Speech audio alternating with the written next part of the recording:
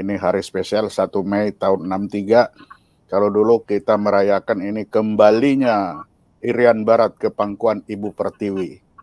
Itu kita zaman sekolah dulu seperti itu. Nah, apakah benar? Nah, ini akan saya buktikan bahwa memang 1 Mei 1963 itu adalah kembalinya Irian Barat ke pangkuan NKRI. Paparan saya siang atau malam hari ini bukan barang baru. Ini sebenarnya bahan saya yang pada tahun 2012 itu ketika saya masih menjabat Kabais, saya sampaikan kepada anak buah saya, kepada para perwira di Bais, saya sampaikan tentang Papua ini. Jadi bukan barang baru, karena ada orang bilang, Ponto itu baru ngomong sekarang, dulu waktu menjabat nggak bicara. Nah, itu saya buktikan bahwa waktu saya menjabat saya sudah bicara, tetapi bicaranya ke dalam, karena saya waktu itu tidak punya hak bicara keluar. Keluar hak bicara itu ada di Panglima TNI. Jadi saya sampaikan kepada anak buah saya, supaya mereka mengerti seperti apa keadaan di Papua, sehingga mereka tahu dan mereka tidak salah jalan. Kalau mereka tahu, mereka bisa bertindak dengan sebaik-baiknya. Jadi ini saya buktikan, saya tidak ada rubah, seperti itulah. Kalau mungkin mau lihat saya waktu menjabat, ya seperti ya paparan saya itu yang saya buat kepada anak buah saya. Jadi saya tidak rubah apa adanya yang pernah saya lakukan. Kebetulan saya simpan barang itu. Nah, ini dia. Coba tampilkan, Pak. Nanti Bapak tolong baca. Nah, ini dia. Jadi ini pengarahan saya pada rapat rutin internal. Ini 3 Mei. Nah, ini. 3 Mei 2012. Nah, itu. Saya sendiri sudah lupa itu kalau 3 Mei. Iya, berarti 2 hari setelah tanggal 1 itu. Nah, itu. Jadi ini 2012 ya. Yang lama ini, Pak. Bukan barang baru. Jadi boleh dikata Bapak ini juga pengamat tentang Papua, bukan dadakan, bukan baru muncul. Pak. Tapi memang udah lama untuk menjadi pengamat Papua ya. Karena tanggung jawab saya sebagai Kepala Badan Intelijen Strategis harus menyampaikan hal yang benar kepada atasan saya. Jangan sampai atasan saya itu mendapatkan masukan yang salah. Jadi inilah pengarahan saya kepada mereka, saya buktikan. Karena banyak orang bilang, kenapa baru ngomong sekarang, dulu-dulu enggak. Ya, saya sebagai Kepala Badan Intelijen tidak boleh bicara. Yang bicara itu adalah Panglima. Saya hanya boleh bicara kepada Panglima dan kepada anak buah saya. Dan inilah salah satu bahan yang saya sampaikan kepada mereka. Nah, saya lupa itu tanggal 3 Mei itu ternyata itu. Nah, itu. Oke. Baik. Ya, oke. Ini gitu kira-kira, Pak. Ya. Sesuatu yang benar, yang diyakini benar oleh Jenderal TNI ini untuk menyampaikan ke atasannya Panglima. 2012 ya. Sekarang. Ya, oke, lanjut. Kita mulai, Pak. Ya, lanjut. Nah, jalan panjang menuju resolusi 2504. Papua disahkan PBB masuk wilayah NKRI. Jadi Papua disahkan PBB saat itu judulnya. Oke, lanjut. Papua wilayah Indonesia. Tanggal 14 Juli 1945 BPUPKI bersidang. Anggota Badan Penyelidik Usaha-Usaha Persiapan Kemerdekaan Indonesia atau BPUPKI menetapkan bahwa Papua juga menjadi wilayah Indonesia. Nah, itu dia. Berdasarkan hukum internasional asas uti possidetis juris, maka berlaku ketentuan bahwa suatu negara mewarisi wilayah yang sebelumnya diduduki oleh negara penjajahnya. Dengan asas tersebut, wilayah negara Indonesia nantinya ialah wilayah bekas jajahan Belanda, termasuk Papua, ditambah dengan Malaya, Borneo Utara, Papua, Timor Portugis, dan pulau-pulau sekitarnya. Tuh, banyak sekali. Buku risalah sidang BPUPKI yang diterbitkan Sekretariat Negara Republik Indonesia. Silakan. Ya, itu adalah sumber saya. Jadi di situ terlihat bahwa dalam Badan BPUPKI, Badan Penyelidik Usaha Persiapan Kemerdekaan, kan belum merdeka itu, dia sudah tahu apa wilayah Indonesia. Nah, berdasarkan atas uti possidetis juris, maka wilayah Indonesia itu adalah wilayah bekas jajahannya, bekas penjajahnya. Nah, penjajahan Belanda mana? Ya termasuk Papua dijajah, maka Papua juga masuk saat itu. Malah dibilang tambah Malaysia, Borneo, itu Papua Timor Portugis sekalian masuk Indonesia. Tapi mengapa nggak jadi? Nah ya, lanjut. Oke. Ya.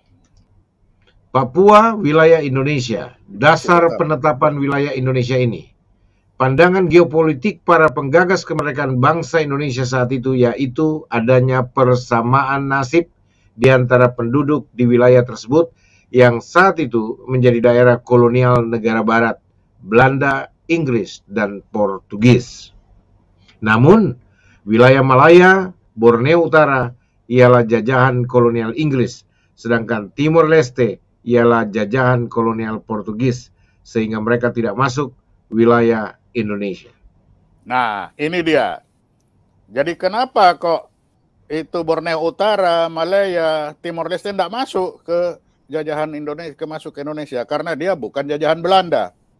Tapi saat itu Indonesia bilang udah masuk sama saya aja. Karena sama-sama melepaskan diri dari penjajahan. Tapi karena ada asas uti possidetis juris tadi, yang bisa menjadi wilayah negara baru itu adalah wilayah penjajahnya. Nah, karena wilayah penjajah kita Belanda, maka wilayah Belanda yang masuk. Nah, itu dia. Ya, lanjut Pak. Itu mundur itu. Nah, Papua wilayah Indonesia. Tanggal 17 Agustus 1945, Indonesia merdeka dengan wilayah sama dengan wilayah bekas jajahan Belanda termasuk Papua. Dasar hukumnya, asas hukum internasional uti possidetis juris yang mengatur bahwa suatu negara mewarisi wilayah yang sebelumnya diduduki oleh negara penjajahnya. Dengan asas tersebut, wilayah negara Indonesia saat ini ialah wilayah bekas jajahan Belanda, termasuk Papua. Argumen pemerintah Belanda pada konferensi meja bundar 1949 yang menyatakan bahwa Papua tidak termasuk wilayah Indonesia karena adanya perbedaan etnis atau ras, otomatis gugur dan bertentangan dengan hukum internasional. Silakan. Nah, jadi kita tahu setelah Indonesia nyatakan bahwa Papua juga masuk wilayah Indonesia, Belanda bilang, oh enggak, Papua enggak masuk. Di konferensi meja bundar bilang tidak masuk. Kenapa? Karena Papua berbeda ras. Itu menurut Belanda. Tetapi hukum internasional saat itu dengan asas uti possidetis juris tidak mempertimbangkan ras atau bukan. Tapi yang dilihat adalah apakah wilayah itu pernah dijajah oleh penjajahnya. Sehingga Indonesia saat itu termasuk Papua dijajah oleh Belanda. Itulah sebabnya ketika Indonesia merdeka, wilayah Indonesia adalah wilayah jajahan Belanda termasuk Papua. Jadi tidak bisa perbedaan ras ini dijadikan dasar untuk membedakan. Itu tidak masuk di dalam hukum internasional. Jadi semata-mata karena background senasib bekas jajahan betul. Belanda. Bekas jajahan Belanda, betul. Jadi tidak ada dasar hukumnya karena perbedaan etnis seperti yang dituntut oleh Belanda. Ya, tidak ada. Oke, kita lanjut, Pak. Ya. Pengkhianatan Belanda terhadap Papua. Nah, Belanda menyatakan bahwa telah mengakui kemerdekaan negara Papua Barat pada Desember 1961.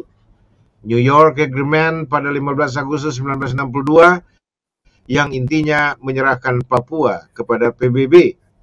Pertanyaannya, mengapa Belanda yang menandatangani New York Agreement? Idealnya, apabila Belanda telah mengakui negara Papua Barat secara de facto maupun de jure, seharusnya perjanjian New York bukan lagi ditandatangani Belanda, melainkan perwakilan negara Papua Barat. Yes. Silakan. Inilah pengkhianatan Belanda terhadap Papua. Belanda bilang, oh Papua kan sudah merdeka tahun 61. Tetapi ketika New York Agreement tahun 62, Papua dianggap angin. Belanda lah yang menandatangan New York Agreement, bukan Papua Barat. Seharusnya kalau memang saat itu Papua Barat betul sudah merdeka secara de facto de jure, maka yang menandatangan adalah perwakilan Papua Barat. Ternyata kan tidak. Berarti di sini apa? Papua dibohongi oleh Belanda. Belanda bilang sudah merdeka. Ternyata enggak. Belum merdeka. Sangka dialah yang menandatangani New York Agreement. Nah, itu. Itulah pengkhianatan Belanda terhadap Papua.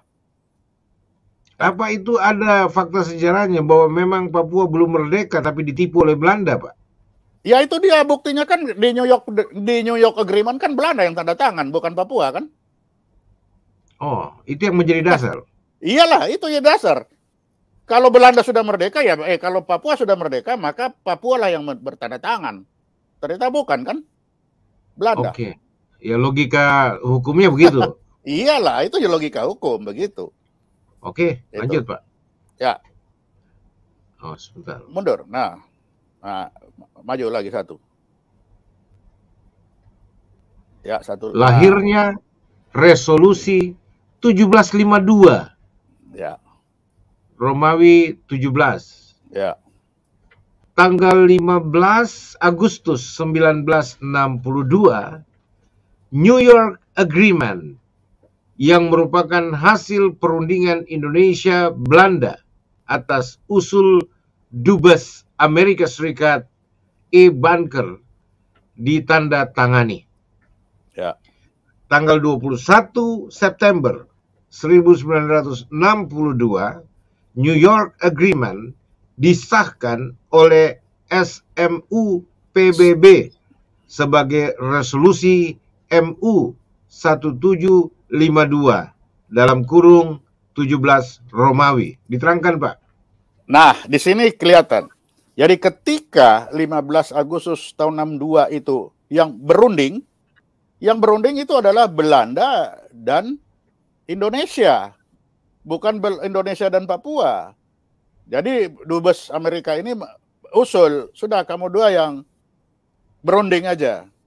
Nah, ternyata kan yang berunding si Belanda, bukan Papua.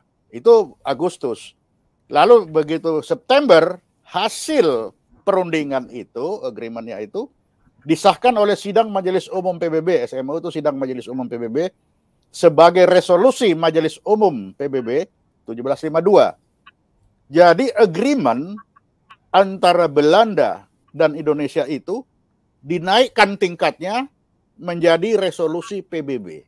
Jadi bukan hanya dia berdua aja, naik tingkat, masuk ke PBB. Diketahui oleh PBB. Nah, itu dia. Oke. Itu lahirnya resolusi 1752 itu.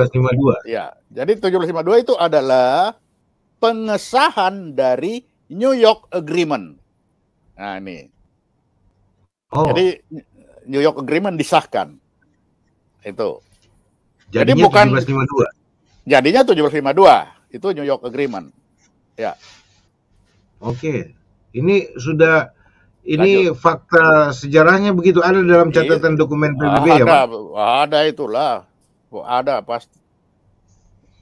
Bukankah di sini, Pak, ada pertanyaan karena saya pernah baca tulisannya bahwa justru di poin inilah 1508-1962 New York Agreement inilah ini pengkhianatan terhadap bangsa Papua oleh 3 serangkai, Belanda, Amerika Serikat, dan Indonesia yang menipu bangsa Papua.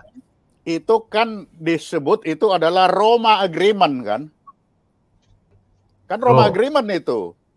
Nah, tapi ingat, Roma Agreement tidak masuk di dalam resolusi. Jadi setelah bulan Agustus itu, ada bulan September, atau apa setelah itu, ada Roma Agreement yang Bapak sampaikan tadi. Tetapi Roma Agreement ini tidak dipakai. Yang dipakai adalah New York Agreement. Itulah yang disahkan menjadi resolusi. Jadi kita bicara resolusi ini, kita tidak berbicara agreement-nya aja. Betul Bapak bilang itu. Makanya saya tidak masukkan di sini Roma Agreement. Saya tidak masukkan. Karena apa? Karena dia tidak dipakai untuk selanjutnya. Yang dipakai itu adalah New York Agreement, dijadikan resolusi PBB. Nah, itu. Tapi dalam catatan sejarah justru Indonesia mengacu pada Roma Agreement untuk eksekusi. Oh tidak. Yang dilaksanakan kan New York Agreement. Makanya kita lanjut. Oke. Lanjut dulu. Lanjut. Resolusi Majelis Umum PBB 1752. Apa saja isinya itu? Ya, satu. Mengesahkan New York Agreement. Ya. 2. Agar dibentuk United Nations Temporary Executive Administration alias UNTEA yang tugasnya mengambil alih pemerintahan di Irian Barat dari Belanda pada tanggal 1/10/1962. 3. Wilayah Irian Barat diserahkan oleh UNTEA kepada pemerintah RI pada tanggal 1/5/1963 untuk waktu 8 bulan. Hari ini. Ya, hari ini. Oke. 4. Setelah itu, pada tahun 1969, Indonesia harus menyelenggarakan penentuan pendapat rakyat (PEPRA) yang semacam referendum atau plebisit dalam rangka pelaksanaan hak penentuan nasib sendiri rakyat Irian Barat di bawah supervisi PBB. Ya, jadi yang kuning itu resolusi Majelis Umum. Ya, jadi resolusi Majelis Umum itulah New York Agreement. 4 ini. Bukan Roma Agreement. Isinya ada yang penting 4 itu. Dari yang keempat itu ada opsi 2, bersatu dengan RI atau berpisah dengan RI. Ini yang poin 4 ini. Ya, poin 4. Ya, betul. Di PEPRA ini ya. Jadi ada 2 opsi ke sini, bersatu dengan RI, integrasi atau berpisah dengan RI. Oke. Ya, kita lanjut. Nah, masih isinya, itu kenyataannya. Ya, balik, mundur. Mundur. Ini. Ya. Resolusi Majelis Umum PBB 1752/17 Romawi. Resolusi MU kan? Majelis Umum PBB 1792 1. Mengesahkan. Dia mengesahkan. New York Agreement. Lalu, 2. Itu pelaksanaannya. Ya, tanggal 1/10/1962 dibentuk United Nations Temporary Executive Administration UNTEA. Sudah kan dilaksanakan. 3. Yang tugasnya mengambil alih pemerintahan di Irian Barat dari Belanda. Oke, 3.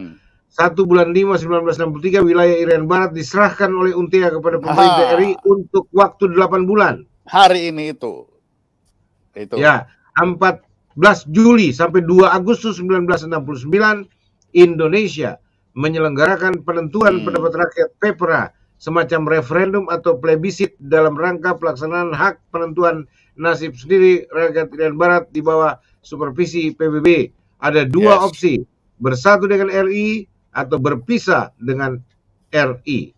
Nah, jadi di sini sudah kelihatan bahwa PEPRA itu sudah dilakukan 14 Juli sampai 2 Agustus 69. Itu semua adalah melaksanakan New York Agreement yang sudah menjadi resolusi.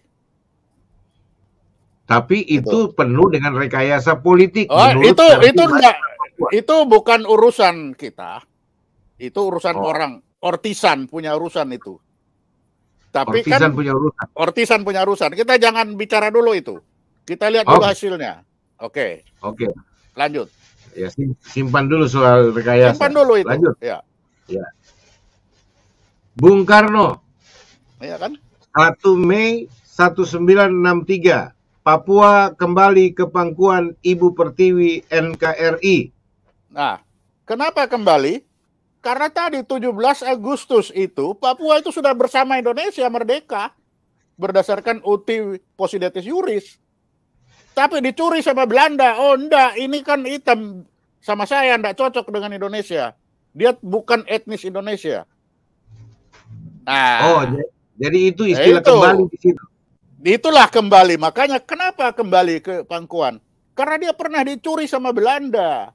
Ini nggak cocok, bukan orang Indonesia ini. Dia pakai rasialis. Jadi ada rasialis si Belanda ini dibikin, ditarik keluar. Di PBB dia bilang kan itu, waktu konferensi meja bundar. Ini bukan ras Indonesia, sehingga dia keluar. Tapi dia lupa, tidak ada pembentukan negara baru berdasarkan ras. Tidak ada. Itu hukum saat itu. Itu si Belanda. Makanya bilang kembali karena 17 Agustus sudah bersama-sama Jawa, Papua, Sulawesi, Sangir merdeka bersama. Tapi bagaimana Bapak bisa itu.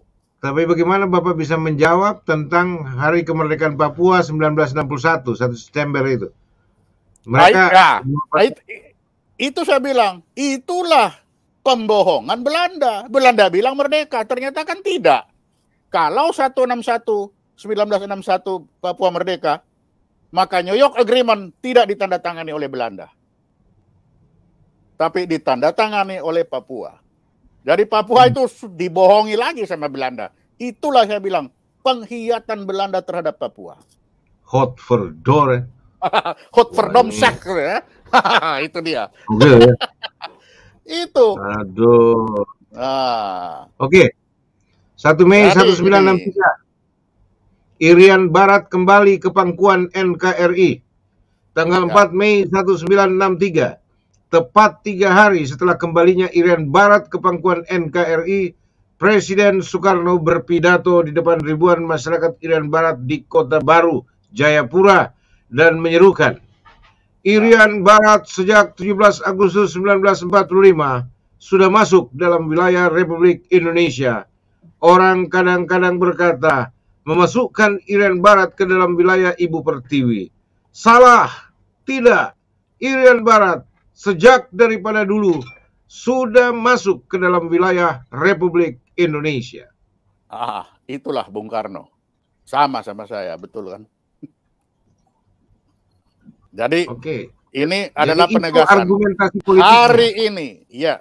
Jadi hari ini kita memperingati kembalinya ke pangkuan Ibu Pertiwi, Papua. Karena waktu itu Bung Karno bilang, sebelum ayam berkokok, 1 Mei 1963, Papua sudah kembali ke NKRI. Jadi bukan sebelum air berkokok 3 kali ya Pak. Jadi sebelum air berkokok di pagi hari Fajar menyingsing 1 Mei 1963, Papua kembali ke NKRI. Itulah saat itu. Oke. Lanjut. Resolusi Majelis Umum PBB 1752 garing 17 Romawi. Pasal 21.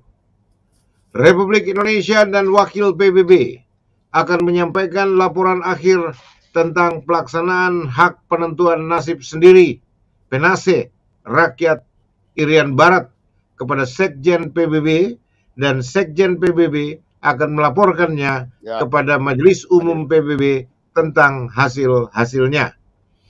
Kedua negara penanda tangan New York Agreement, Republik Indonesia dan Kerajaan Belanda, harus mengakui dan mentaati hasil-hasil pelaksanaan hak penentuan nasib sendiri rakyat Irian Barat tersebut. Nah, ini penegasan bahwa yang dilaksanakan itu adalah New York Agreement, bukan Roma Agreement.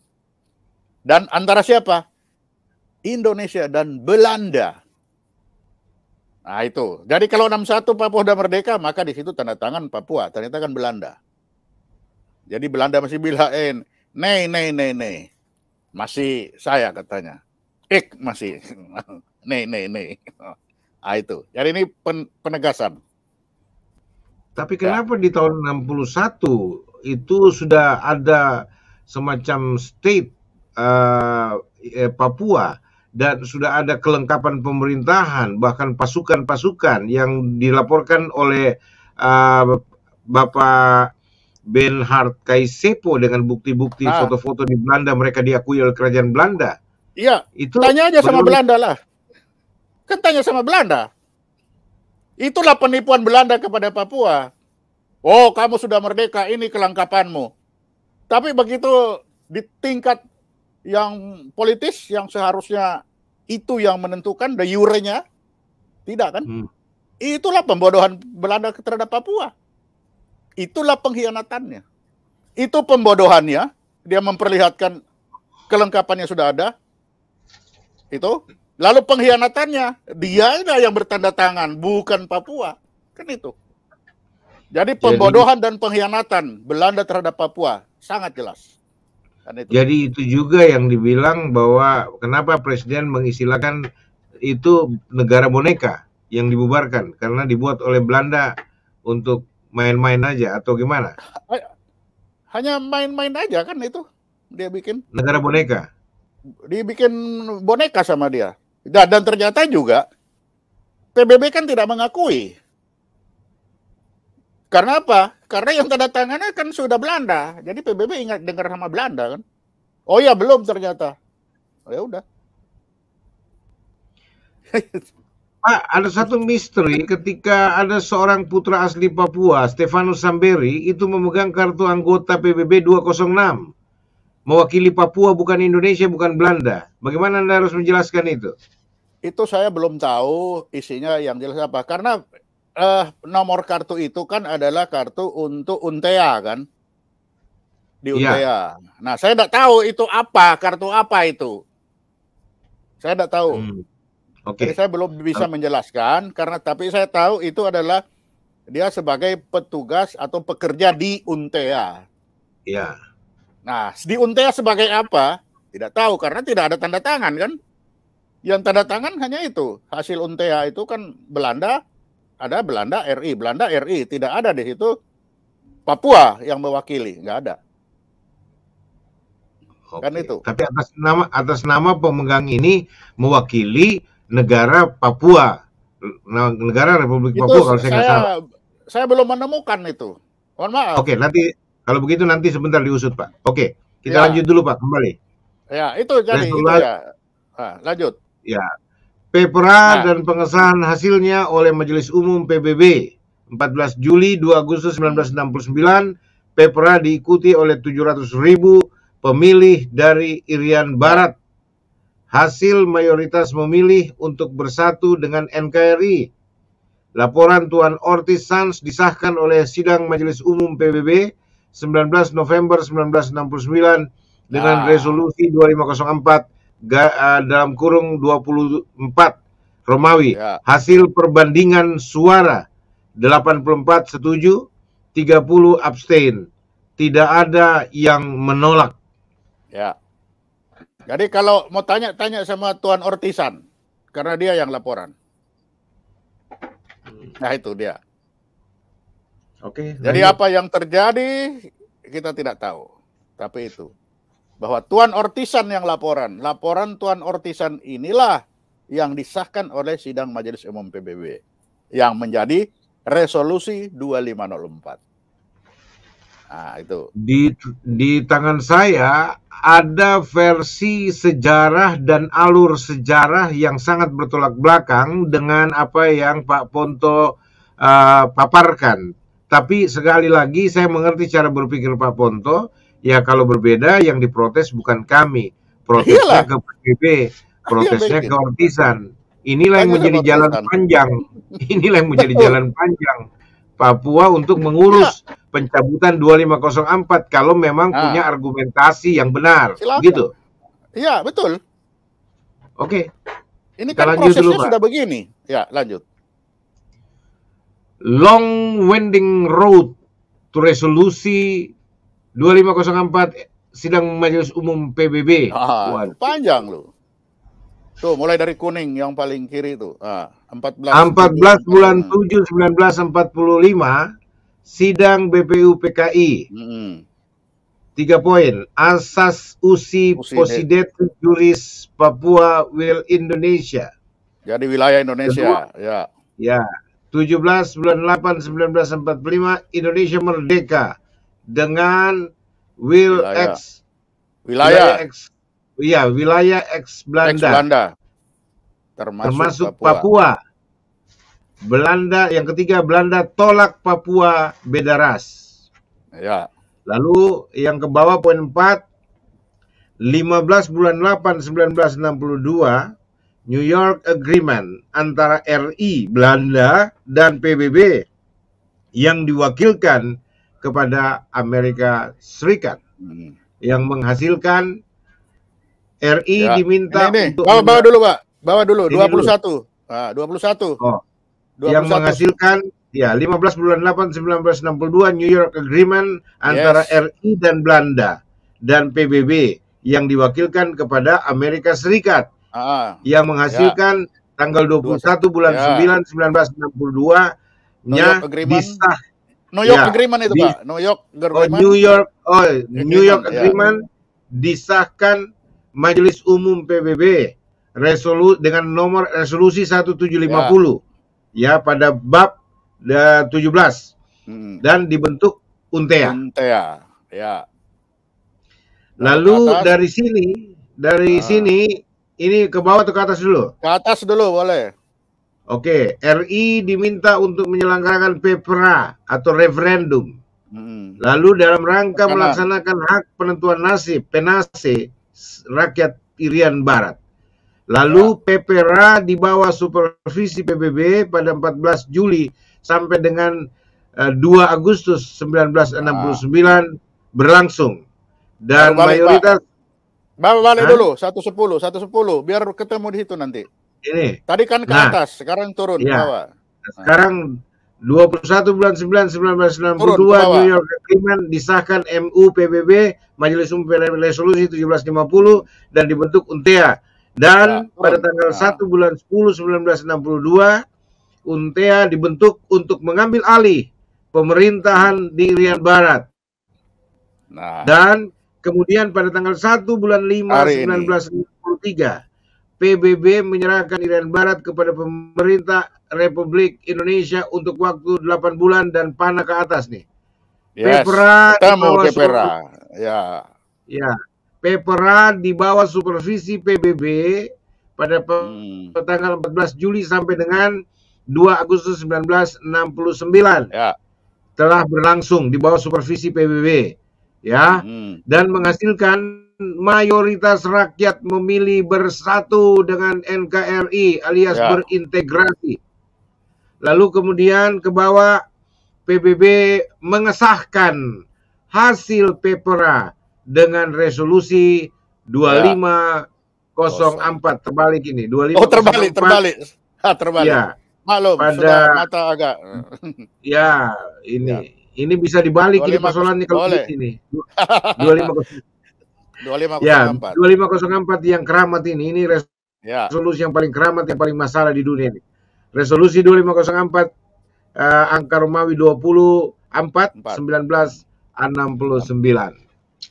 Oke. Ya, itulah betapa panjang jalan menuju 2504 itu. Panjang dan berputar-putar. Nah, itu baru sampai 2504. Sekarang bagaimana kalau 2504 itu mau dipermasalahkan? Ya, lanjut. Nah, ini kayaknya Pak Ponto mau buka rahasia untuk orang-orang berjuang melepaskan diri dari Papua juga ini kayaknya ini. Karena dia dikasih tahu caranya.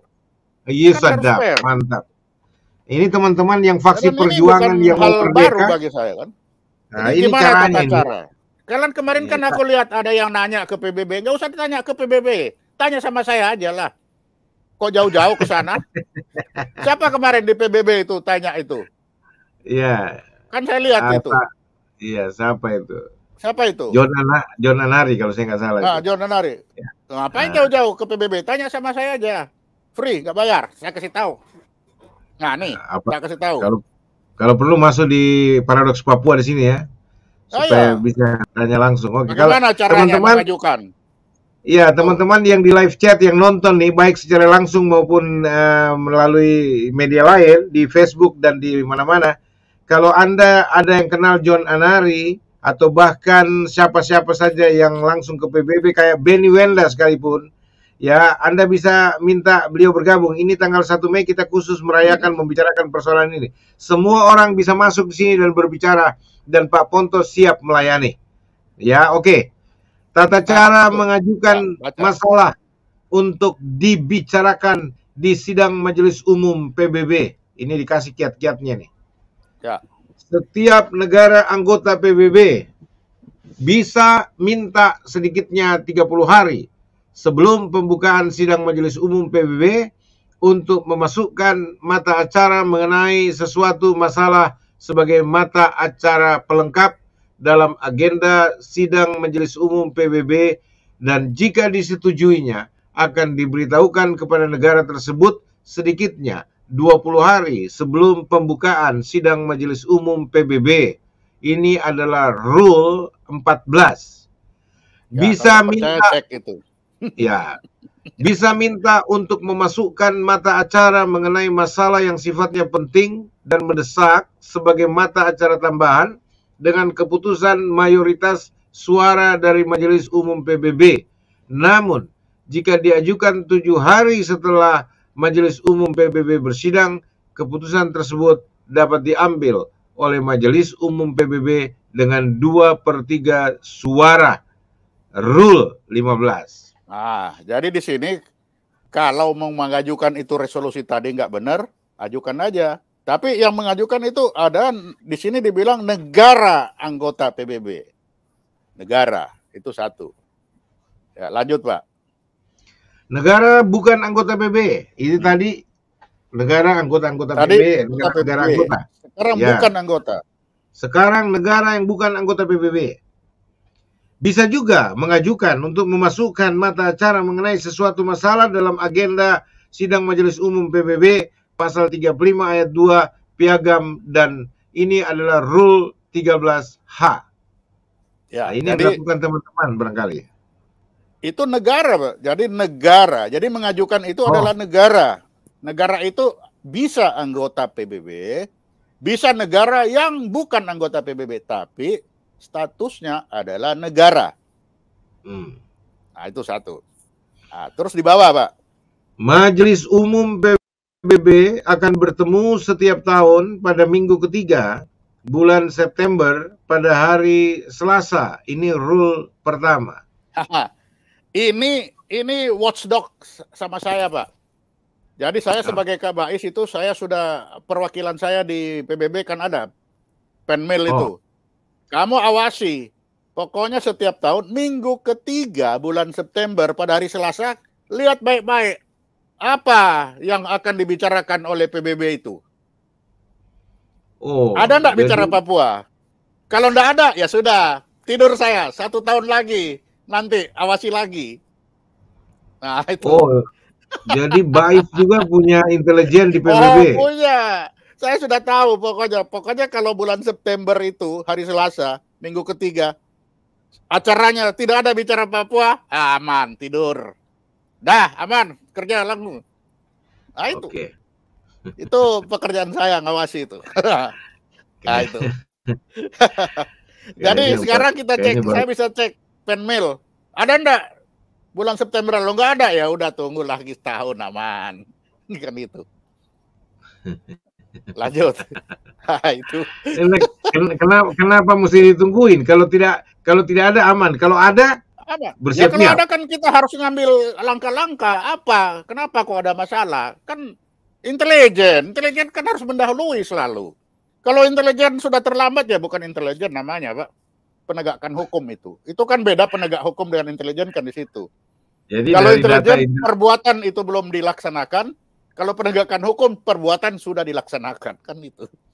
Jadi data intelijen Anda lah yang selalu membuat diplomat khusus untuk mempertahankan Papua berintegrasi itu berpijak pada ini ya, data intelijen Anda. Iya. Jadi data itu tidak harus ada, tapi tanpa data intelijen orang tidak bisa kerja. Luar biasa. Jadi 62 tahun Anda jadi palang pintu ini. Ya, lanjut. Oke, kita lanjut. Dukungan dana. Bukan, mulai dari kuning dulu, paling kiri. Oh ya, Sepol, kelompok separatis politik. Oh, Sepol 2P mestinya. Iya, 2P. Sepol. Separatis politik. Jadi kelompok separatis kan ada 2. Ada yang angkat senjata, ada yang pakai politik kan? Ya, diplomat. Ada yang angkat senjata. Ini diplomasi lah, itulah. Pokoknya talking lah. Ini NATO ini, no action, talk only, talking only. Ya. Oke. Ya. Dukungan dananya ada enggak? Bukan, yang hijau dulu, hijau itu. Ini dulu. Oke. Ikuti panahnya. Jadi kelompok separatis politik mencari negara pendukung yang dapat digalang. Kenapa negara? Karena yang bisa memasukkan bahan ke PBB kan negara. Jadi cari negara itu. Baik negara anggota maupun yang non-anggota. Ya. Tapi dia negara resmi. Negara. Nah, perkiraan saya negaranya yang bawah itu. Yang bawah. Baca Pak, yang bawah, yang bawah. Ini. Ke bawah. Ini dulu toh? Ya, itu dulu ya. Ya. Dan dukungan politis harus ada nih. Ya, bukan. Perkiraan saya yang akan mendukung kalau Papua ya itu aja itu bawah. Oh, yang mendukung sekarang akan mendukung kalau kelompok separatis politik Papua misalkan. Untuk mencari dukungan itu yang kira-kira prediksi Bapak sebagai prediksi presiden itu yang akan dukung Pasifik Selatan. Itu ada negara-negara Vanuatu, Nauru, Fiji, Samoa, Solomon Island. Lalu negara Afrika ini negara-negara seperti Angola, Sao Tome, Mozambik. Ya, kira-kira itulah yang perkiraan saya. Yang akan mendukung Oke. Lalu dari atas. Dukungan dana di atas. Jadi harus ada dukungan dana negara kaya yang mempunyai kepentingan. Kenapa pertanyaannya? Kenapa? Karena kalau disetujui maka seluruh proses persidangan itu harus dibiayai oleh negara yang mengajukan. Nah itu. Oh. Negara sponsor. Jadi negara yang mengajukan itu tadi, dia yang harus membiayai seluruh proses. Nah itu, makanya itu dukungan dana negara. Ya. Oke. Nah lanjut ke kanan. Dari hijau ke kanan. Ya. Itu kan. Selain mencari negara pendukung yang dapat digalang, harus negara yang mengajukan masalah ke PBB atau negara anggota atau bukan anggota PBB. Ya, Rule 13-14. Nah, ini seperti yang tadi sudah dibicarakan sih. Ya, sudah itu. Lalu ke kanan. Ke kanan Sekjen PBB. Ini dibawa ke Sekjen PBB. Kan masuk ke Sekjen. Nah, Sekjen itu dari atas. Itu ada 3 hal pokok. Ada 3 hal pokok dalam aturan 20, Rule 20. Satu, explanatory memorandum. 2, basic documents. 3, draft resolusi mengenai masalah yang diajukan. Jadi kalau mau 2524 diajukan, ya tulis itu apa explanatory-nya, basicnya apa, draftnya bagaimana harusnya itu kasih ke Sekjen. Nah, Sekjen bisa ke bawah, dari bawah dia ke bawah dulu. Ya. Bila diperlukan, dapat meminta pertimbangan dari Mahkamah Internasional MI. Dia harus minta pertimbangan dulu sebelum dia jalan, baru ke kanan. Ini yang minta Sekjen. Iya, Sekjen PBB yang minta. Sekjen, iya, betul. Kan dia dapat dari atas itu. Untuk dapat dari atas, dia minta dari bawah, baru dia ke kanan. Iya, saya ulang Pak. Jadi negara-negara yang sponsori, misalkan kelompok separatis politik ini, misalkan kayak Papua ini mau merdeka, ada negara-negara yang sponsori, mereka tanggung jawab duit, semua biaya, yang 3 hal pokok Rule 20, lalu menyerahkannya kepada Sekjen PBB. Nah, Sekjen PBB juga bisa minta pertimbangan kepada Majelis atau Mahkamah Internasional. Barulah dia masuk ke Rule 40 untuk disampaikan kepada Komite Umum, susun dan keluarkan. Susunan agenda sementara atau daftar mata acara agenda pelengkap. Nah, dia sampaikan ke Komite Umum. Apa saja setelah dia putuskan kan? Nah, lanjut. Ya, oke. Udah, ngerti sampai situ? Ya. Itu. Ya, jadi ada prosesinya, ada prosesinya. Ya, itu prosesnya. Nah, sampai sana. Ya. Jadi itu sebabnya juga misalkan teman-teman kayak Benny Wenda, dia dilantik jadi presiden pemerintahan sementara. Bisa nggak sifatnya pemerintahan sementara mengajukan ini kemerdekaan atau beberapa presiden lain misalkan? Kan negara harusnya, negara mana itu? Kan siapa tahu ada rule lain selain rule yang Anda sampaikan ini di PBB. Ya nggak tahu kalau ada yang lain ya. Tapi yang setahu saya ini nggak tahu kalau ada yang lain. Ah, ini lanjut dulu Pak, lanjut. Oke. Lanjut. Larangan semua negara untuk membantu pemberontakan yang terjadi di suatu negara. Resolusi Majelis Umum PBB 2134/20 Romawi dalam kurung 20 Romawi. Terus resolusi Majelis Umum PBB 2225 ya, dalam kurung 20 Romawi dan 2625 dalam pasal 20 sama. Nah, bunyinya adalah semua negara tidak diperbolehkan untuk melakukan campur tangan, termasuk campur tangan senjata, ataupun membantu atau mengorganisasi adanya subversi, tindak teror atau bentuk intervensi lainnya yang dilakukan secara tidak langsung dengan tujuan untuk merubah dengan kekerasan terhadap sistem negara lain yang ada atau mengadakan campur tangan dalam perselisihan dalam negeri negara lain. Nah, ini sudah peringatan keras dari PBB bahwa jangan ada satupun negara yang coba-coba memasukkan acara yang dapat mengakibatkan negara lain itu rusak. Akan itu. Artinya termasuk mengirim senjata, itu tidak langsung.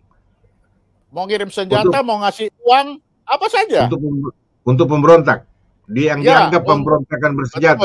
Yang dapat membuat sebuah negara itu nanti rusak, hancur. Itu itu semacam ketetapan dari. Ya, itu sudah resolusi itu. Iya, tidak diperbolehkan untuk campur ya. Tidak boleh. Jadi misalkan tadi saya sudah tahu, oh ini ada negara-negara dari Vanuatu dan kawan-kawan. Nah, kalau saya mendapatkan data bahwa ada satu negara yang mengirim senjata, saya kasih ke PBB ini loh, negara. Nah, negara ini bisa kena sanksi yang mengirim itu. Sanksinya macam-macam, bisa embargo, bisa penyerangan, bisa macam-macam. Tapi bagaimana kalau dari dalam Indonesia sendiri yang mengirim senjata ke kelompok pemberontak bersenjata ini? Apakah itu politisi? Enggak. Ini isu yang harus dijawab. Kriminal. Artinya kalau ada seperti itu. Kriminal.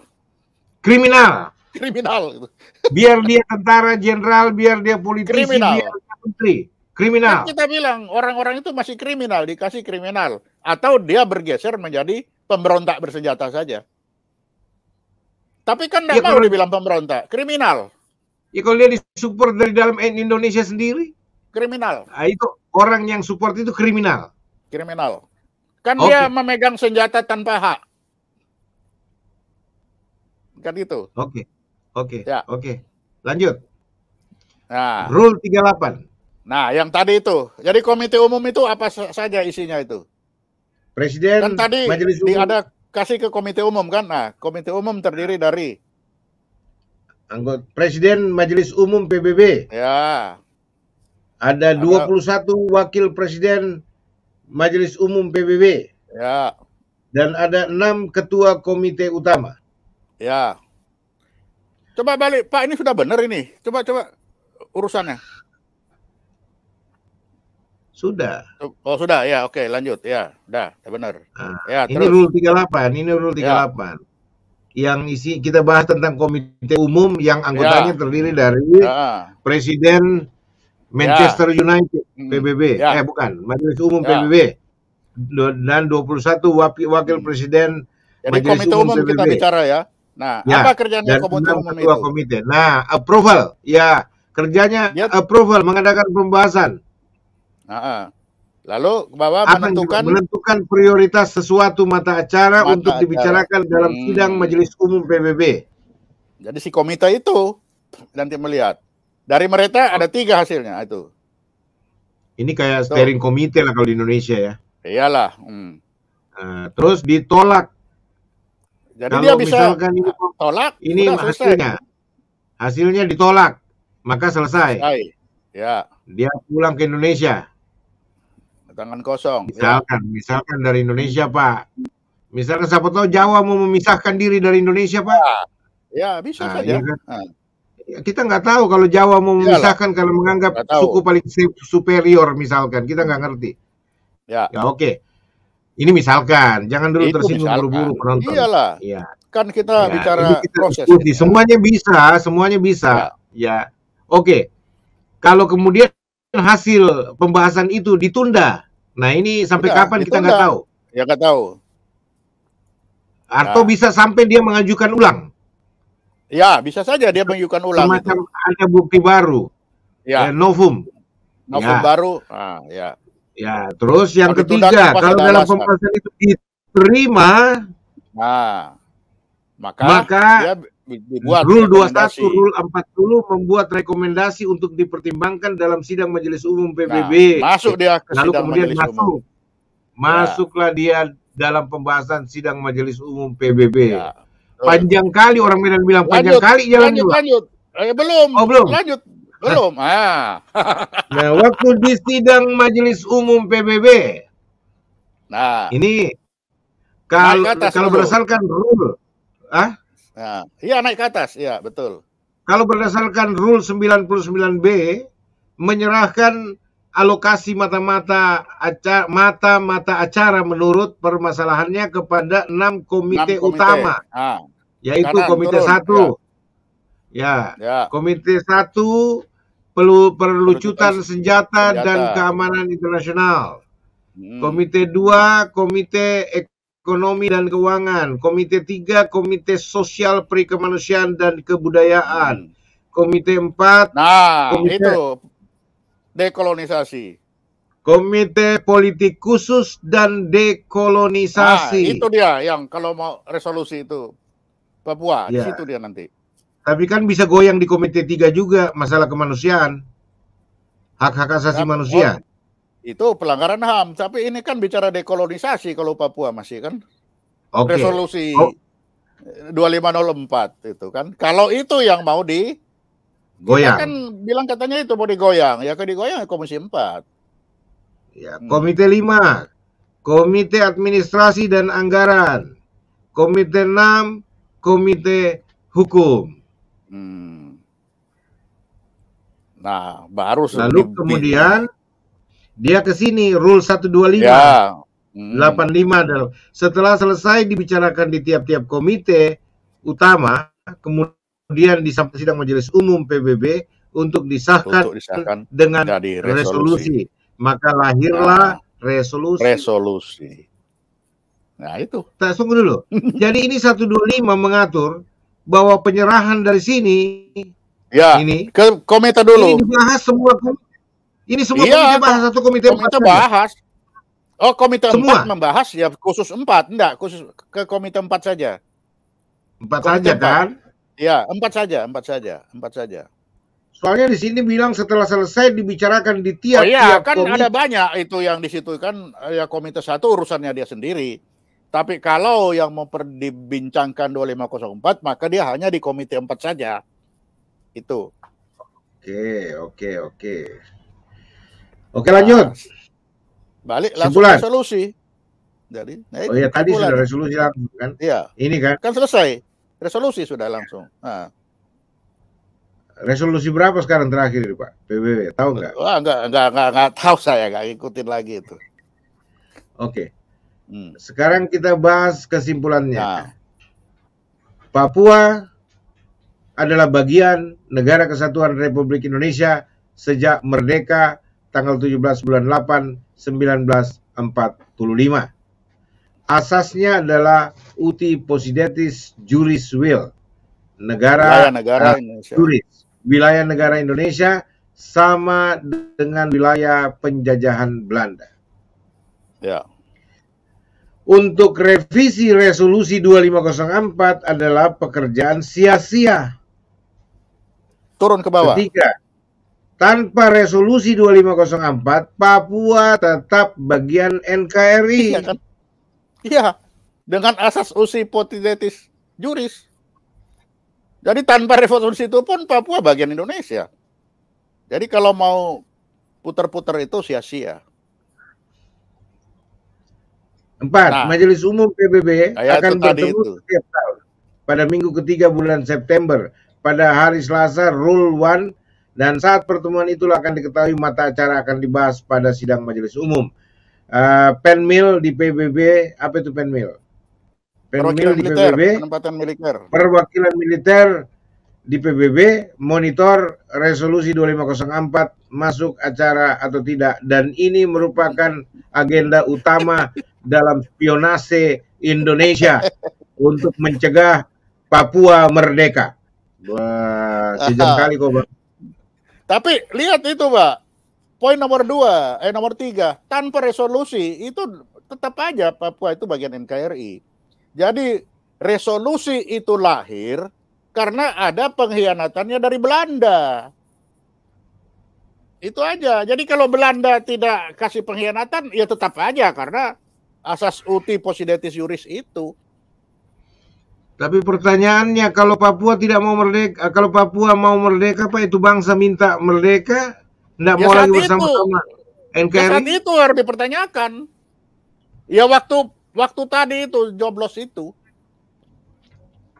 Jadi kalau sekarang, kalau ya tadi, kalau mau itu, ya ini aja. Ini masalahnya seperti ini. Silakan aja. Ini ada orang Manado bilang, Pak, ini ada pertanyaan, orang Manado bilang pertanyaan bodok-bodok. Artinya begini, daripada repotin bangsa Papua diurusin terus-menerus oleh NKRI ini, ya kalau orang mau minta merdeka, kasih mereka aja. Kenapa sih? Lah kan sudah dikasih otonomi khusus. Udah jalankan aja itu otonomi khusus dengan baik, kan gitu. Tapi otonomi khusus itu menghasilkan penyiksaan, pembunuhan, pembantaian, dan lain sebagainya, kata orang-orang di sana. Itu rakyat kan Papua. Orang sana. Makanya kan itu belum mari kita kalau mau bicara ya bicara otonomi khusus. Jangan bicara resolusi, kan begitu. Oh, di Otsus, di levelnya di Otsus. Oke. Kan itu. Jadi harus jelas kita mau bicara apa. Nah, kan hari ini kan kita bicara 1 Mei. Nah, jadi 1 Mei ya ini buktinya. Wah, 1 Mei itu adalah kembalinya Papua ke pangkuan NKRI. Kan itu. Wah. Nah, dia bilang, ayo sini. Kembali hari ini ke Papua ini. Mama bilang kan begitu. Kan itu.